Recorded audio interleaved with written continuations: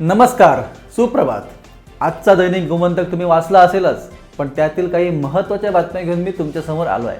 आजची पहिली आनंदाची बातमी आहे ती दिव्यांग व्यक्तींसाठी।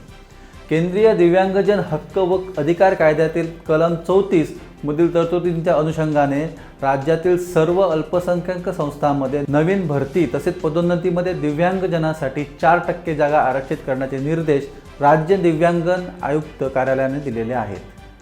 जवळपास 40 वर्षांच्या खंडानंतर शनिवारी भारत आणि श्रीलंकेदरम्यान फेरी सेवा परत सुरू केली आहे।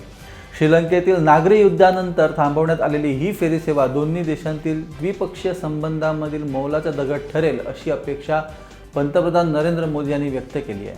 त्याचप्रमाणे ही सेवा सुरू झाल्याने दोन्ही देशातील दळणवळण, व्यापार आणि सांस्कृतिक संबंध सुधारण्यास मदत होईल असे उद्गार श्रीलंकेचे अध्यक्ष रानिल विक्रमसिंघे यांनी काढले। राज्यभरात विविध ठिकाणी अनेक वर्षे साठवून ठेवलेल्या 4,52,622.71 घनमीटर कचऱ्यावर प्रक्रिया करण्यात आली, अशी माहिती कचरा व्यवस्थापन महामंडळाचे व्यवस्थापकीय संचालक लेविन्सस मार्टिन यांनी दिली। प्रक्रिया करता न येणाऱ्या कचऱ्याची विल्हेवाट लावण्याचे काम हाती घेण्यात आल्याचेही त्यांनी पुढे म्हटले।